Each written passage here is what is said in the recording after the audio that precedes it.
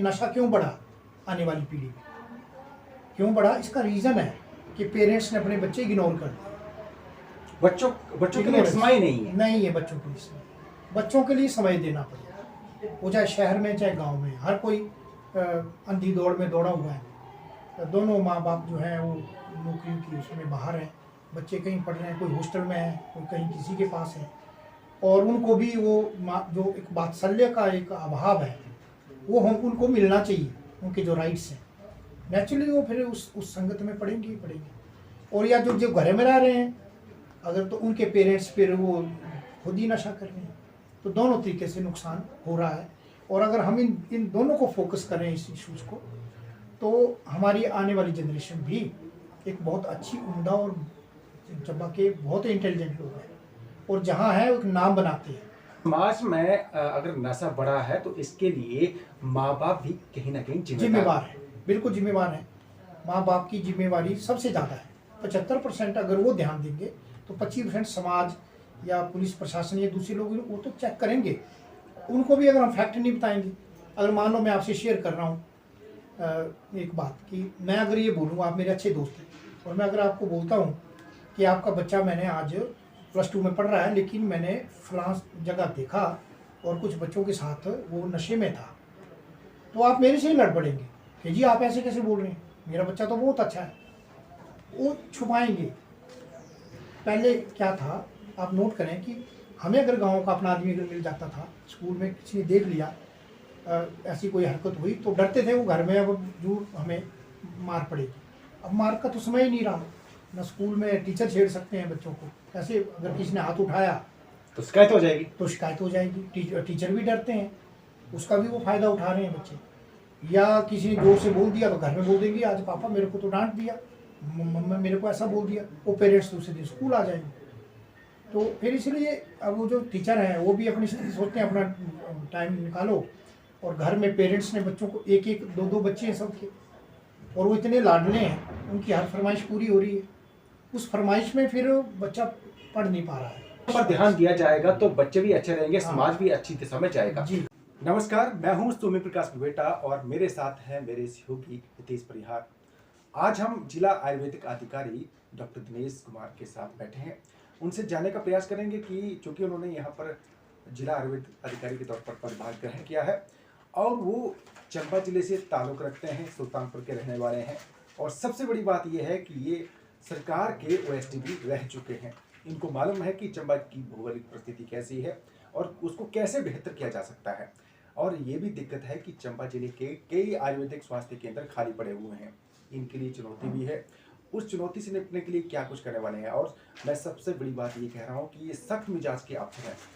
इनको अच्छा लगता है तो तारीफ भी करते हैं और बुरा लगता है तो हड़का भी देते हैं और कलम भी चला देते हैं, क्योंकि इन्हें लगता है कि पब्लिक की सेवा के लिए सरकार ने अगर उठाया है तो ईमानदारी से काम होगा, अन्यथा कोई ईमानदारी से काम नहीं करता है तो उन पर कलम चलाते हैं। स्वागत है सर आपका। नमस्कार जी। अच्छा, चूंकि आप ओएसडी रह चुके हैं सरकार के सर, ठीक है, चंबा की भौगोलिक परिस्थितियों के बारे में भी आप जानते हैं। चंबा जिले के कई आयुर्वेदिक स्वास्थ्य केंद्र जो है खाली चल रहे हैं, तो ऐसे आलम में उनको कैसे आयुर्वेदिक सुविधाएं अच्छी मिल पाएंगी? जी मैंने अभी पूरा ब्रीफ देखा था जो हमारे खाली सेंटर चल रहे हैं।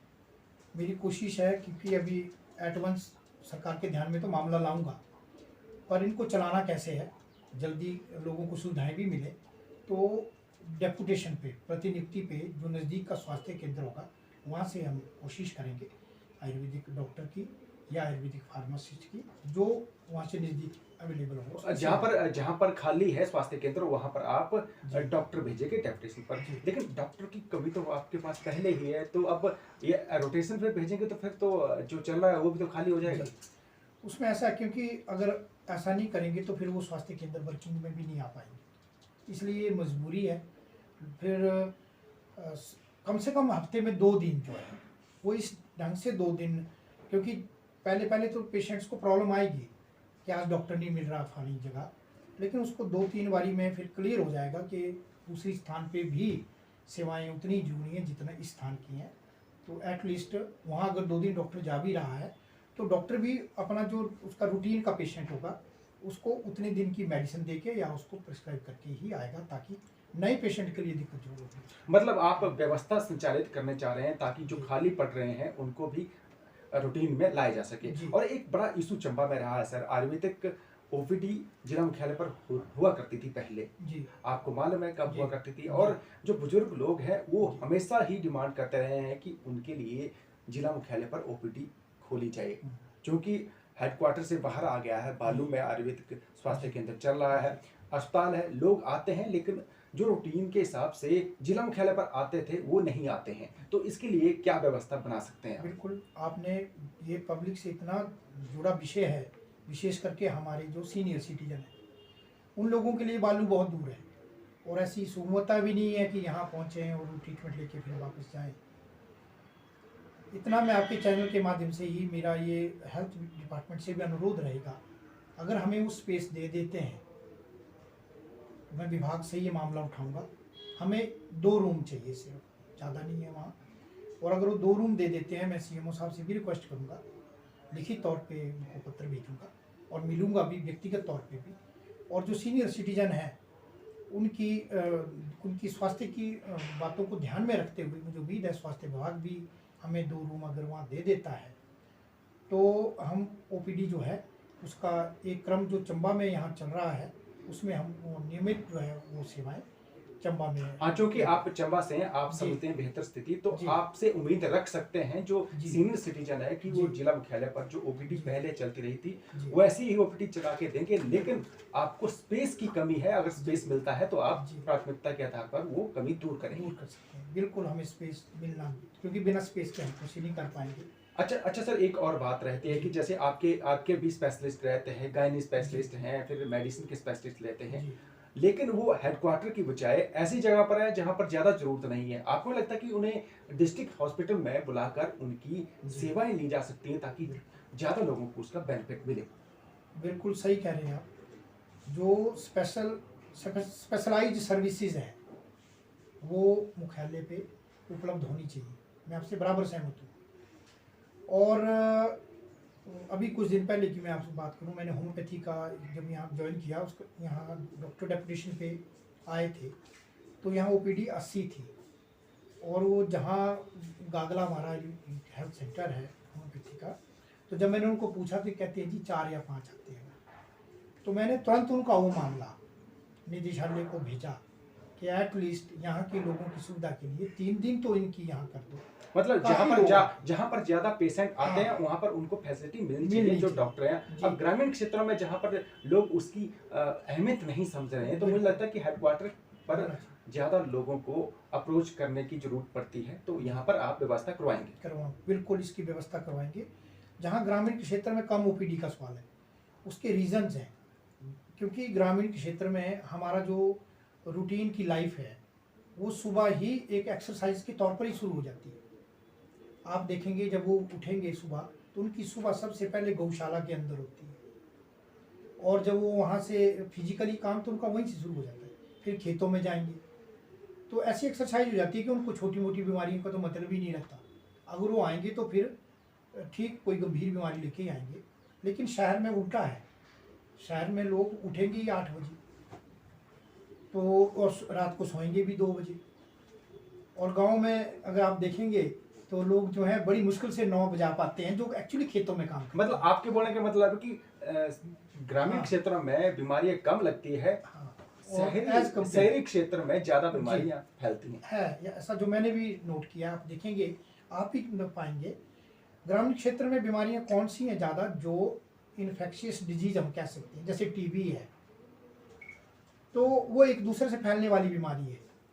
अदरवाइज एक स्वस्थ व्यक्ति जब उस ऐसे व्यक्ति के एक्सपोजर में आता है, क्योंकि वहाँ उतना वो नहीं है कि भाई दूरी रखनी है, मरीज से रखनी है, वो घर बैठ के इकट्ठा खाना खाएंगे, हो सकता है वो अगर किसी मरीज की थाली में जूठन भी रह गई तो उसको चाहे दूसरा परिवार के सदस्य खा जाए। तो ये जो कंडीशंस हैं, तो इस पे भी हमारा जो आयुर्वेदिक स्वास्थ्य केंद्र है, हम लोगों को इसके बारे में गाइड करेंगे कि हमें स्वस्थ एक्चुअली रहना है, तो हमें जो एक इमोशंस जुड़े होते हैं उनके बिल्कुल कंट्रोल पाना है कि कोई ये नहीं है पेशेंट है तो अब उसके साथ आप बिल्कुल ही या उसको बिल्कुल आइसोलेट कर दो, ऐसा भी नहीं है। अगर आप शहरों में देखेंगे तो उसको तो वो बोलेंगे जी इसको तो कहीं दूर ही रखो, अब तो मरीज हो गया है। गांव में क्या होता है कि क्योंकि मैं खुद गांव के परिवेश का हूँ, गांव का मैंने सारा सिस्टम देखा है, तो क्या करते हैं उस मरीज के पास ज़्यादा ही बैठेंगे कि ये बीमार है तो अभी यहाँ ज़्यादा बैठो। उनको ये नहीं पता होता कि क्या इसको कैसी बीमारी है, वो बाद में पता चलता है कि मतलब आपके बोलने का मतलब अगर कोई बीमार होता है तो उसके इर्द गिर्द ज्यादा भीड़ इकट्ठी ना नहीं करें। होनी चाहिए, बिल्कुल नहीं होनी चाहिए। और उसको भी रेस्ट मिलना चाहिए, और उसके खान पान की जो है आइटम्स हैं, कोशिश करें कि वो अन्य परिवार के सदस्यों से अलग रहें। अच्छा, ग्रामीण क्षेत्रों में मैक्सिमम ऐसा होता है कि भाईचारा है। जी। कोई अगर कोई बीमार हो जाता है या कुछ उसको सपोज एक्सीडेंट में घायल हो जाता है तो वो पूछने जाते हैं कि बिल्कुल। भाई साहब क्या हाल चाल जी। है, आप भी जाते हैं ना हाँ, ग्रामीण परिवेश बिल्कुल से, बिल्कुल तो बिल्कुल। इस तरह से उनकी मानसिक जी। स्थिति अच्छी नहीं रहती है, बीमारों से ज्यादा बातचीत नहीं करनी जी। चाहिए। आपके बोलने का मतलब जी। आप देखो, चूंकि आप डॉक्टर हैं, जिला जी, आयुर्वेदिक अधिकारी, तो जी। आप कहेंगे तो आपकी बात सुनते भी हैं, तो बिल्कुल, आपको ये बिल्कुल। बतानी चाहिए सर। जी, जी। यही है कि ज़्यादा रश बनेगा, उसको देखने जाएँगे, वो भी परेशान होगा। उसके फैमिली मेंबर तो वो तो होंगे, क्योंकि उनको सभी को अटेंड जो करना है फिर। तो कोशिश करें कि जब वो स्वस्थ हो जाए, तो फिर बाद में हाल-चाल पूछें। पर हमारी परंपरा होती है कि कौन पीछे रह गया, मैं तो रह गया, वो फलाना तो मिल के आ गया, तो मैं भी जाऊँ। जबकि ऐसा करके वो उल्टा बीमार करते उल्टा हैं। बीमार करते हैं। तो इसमें भी थोड़ा दृष्टिकोण है, वो बदलना पड़ेगा समय के साथ। अच्छा सर, एक चंबा में एक बहुत बीमारी है पाइल्स, जिसे बवासीर जी, बोल जी, सकते हैं। जी। तो चंबा में ओटी चलती थी आपकी यहाँ, बिल्कुल, ठीक है, अब वो बंद है, जी। उसका बेनिफिट नहीं मिल रहा है, मुझे लगता है कि, और अब लोग कहाँ जाएं इस आलम में, बताइए ना। बिल्कुल आपका सही है, मैंने खुद नोट किया है ये बात, और आपके चैनल के माध्यम से मैं विश्वास दिलाता हूँ कि हम बड़ी जल्दी जो इस विधा के हमारे डॉक्टर हैं, उनकी सेवाएं यहाँ हॉस्पिटल में लेंगे। अच्छा, मैंने सुना है कि जो इस तरह के स्पेशलिस्ट हैं जी। चंबा जिले में हैं, और ऐसे ग्रामीण क्षेत्र में हैं वहाँ पर दूसरी बीमारी जी। लगती है, हो सकता है उनके पास वो अप्रोच नहीं करते होंगे उस बिल्कुल, बीमारी के आलम में, बिल्कुल। तो मुझे लगता है कि स्पेशलिस्ट हैं उस चीज़ के, हाँ। तो उनको हेडक्वार्टर में बुलाकर उनकी सेवाएं ली सेवाएं जानी चाहिए। लेंगे, बिल्कुल। आज ही मैंने इस बारे में एक प्लान भी किया था कि हम पब्लिसिटी, और आपके माध्यम से बहुत अच्छा है, आपके साथ ही बातचीत भी हो रही है। शुक्रवार और शनिवार को हम ये 2 डेज ऐसे रखेंगे जो पाइल्स और फिशुला से रिलेटेड पेशेंट्स के लिए। जैसे यहाँ कोई ओपीडी में आएगा हमारी, तो 4 दिन जो यहाँ भी जो डॉक्टर बैठते हैं, वो भी बोलेंगे आपका ये फलानी डिजीज़ है, पर आप शुक्रवार को आना या शनिवार को आना, उस दिन डॉक्टर आएंगे। उसका ये फ़ायदा होगा कि वो डॉक्टर स्क्रीन भी करेगा शुक्रवार को, और शनिवार को अगर जरूरत पड़ती है तो उसका जो ऑपरेशन है वो भी करें। तो मैं ये मान लूं कि जो आप ये कह रहे हैं, जो स्पेशलिस्ट है, हाँ। उन डॉक्टर को यहाँ पर बुलाकर जी। उनकी सेवाएं शुरू करवाने वाले हैं आप। बिल्कुल। ये कुछ चीजें आपके हाथ में है सर, जी। क्योंकि सरकार के ऊपर जी। निर्भर रहेंगे तो वो अपने हिसाब से करेगी। बिल्कुल, बिल्कुल। लेकिन जो आपके हाथ में है, तो मुझे लगता है कि चंबा जिले की जनता की जी। जो ये समस्या है उसका समाधान होने वाला है। बिल्कुल, मैं पूरा आपको विश्वास करता हूँ, ये इसका हम निराकरण करेंगे ही करेंगे। आप ओएसडी रहे हैं सरकार जी। के साथ ना, जी। तो आपको वैसे चंबा में ऐसी कौन सी चीज लगती है कि उससे ज्यादा लोग बीमार होते हैं? क्योंकि आप एक चिकित्सक हैं, आपको सारी चीजें पता है कि उस चीज का वो सेवन ना करें ताकि इस तरह की बीमारी लगे ना, क्योंकि आपने बड़ी चीजें देखी हैं। जी। आपने देखा कि हमारा जिला चंबा है, वैसे ही जिला सिरमौर है, मैंने सिरमौर में भी सेवाएं दी। हमारे लोगों में जो एक ना हाइजीनिकल कंडीशन, जिसको हम जो साफ सफाई शरीर की, तन मन जो है ना, ये स्वस्थ होना चाहिए। तो पहले तो तन की बात है, तो दूरदराज के आप क्षेत्र में देखेंगे, अब तो खैर बहुत परिवर्तन हुआ है, पर फिर भी जहाँ ये बीमारियां फैलने के जो चांसेस हैं वो इसीलिए हैं, पहले हमारा शरीर ही साफ नहीं है, नियमित तौर पे हम उसकी सफाई नहीं रखते। नहाते नहीं है, सीधे बोल सकते हैं, नहाते हाँ। नहीं है लोग ना, चंबा के लोग। अब देखो नहीं, खुल के आप चंबा बोलेंगे, के- नहीं आप देखो, हाँ मुझे जी। लगता है एज ए हाँ जी, चिकित्सक हाँ आप जी। खुल के बोलेंगे, बुरा नहीं जी। माने वाले, क्योंकि जी, जो जी। आपने खुद हाँ नजदीक जी। से देखे, हम भी हाँ जी। ग्रामीण परिवेश से हैं, लेकिन बिल्कुल। आपको अगर खुल के बोलेंगे हाँ तो वो जी। लोग समझेंगे। बिल्कुल। तो एक तो उनको नियमित तौर पे अपने शरीर की सफाई मतलब नहाना चाहिए। नहाना चाहिए। जी जी। और नहाने से एक तो शरीर हल्का हो जाएगा, और जो हमारे जितने भी जो हमारी जो हम त्वचा बोलते हैं, बाहर का जो जी, स्किन जी। का पोर्शन है, वो जो डस्ट पार्टिकल उसमें लगे हैं वो खुल जाते हैं। उसमें जो हमारी ये जो पसीना पड़ना चाहिए, पसीना कहाँ से पड़ेगा जब वो ढक गया, एक कवरी बन गई है, एक लेयर ही बन गई ऊपर से, और वो काफ़ी दिनों से उसने ढक के रख दिया है, तो वो फिर बीमारी का कारण बनेगा। मतलब ये आपने बड़ी अच्छी चीज बात कही है सर, जी। कि कई बार होता ना, पहले लोगों को पसीना बहुत पड़ता था, हाँ लेकिन जी। आजकल ये है कि अगर कोई बंदा नहाता ही नहीं है नियमित तौर पर, तो उसको भी पसीना नहीं पड़ेगा, तो वो बीमारी का कारण बन सकता है। बन सकता है। और ख़ास करके जितने भी त्वचा के रोग हैं, स्किन डिजीजेज हैं, वो तो मेन है इसमें। दूसरी बीमारी तो होंगी, पर ये सबसे पहले तो उसको स्किन डिजीजेज, और चंबा में काफ़ी हैं ये। हर तीसरा आदमी आपको खारिश वाला मिलेगा खारिश। तो वो मेन रीज़न है ये हाइजीनिकल उनका अपनी जो है, मतलब साफ सफाई का ख्याल रखेंगे तो आपको कोई बीमारी नहीं लगेगी, नहीं, मैं मान सकता हूँ। साफ सफाई पहली बात तो ये है। दूसरा है हमारा खान पान के हिसाब से एक जैसे एक डाइट का एक शेड्यूल होता है, और ये भी जरूरी नहीं है कि आप मतलब उसमें जो नॉर्मल आपके घर में अवेलेबल है उसको अगर आप नियमित समय में खाते हैं, एक रूटीन बनाए, ब्रेकफास्ट 8 बजे है, दोपहर का अगर लंच 1 बजे करेंगे, रात को 8 बजे खाएंगे आप।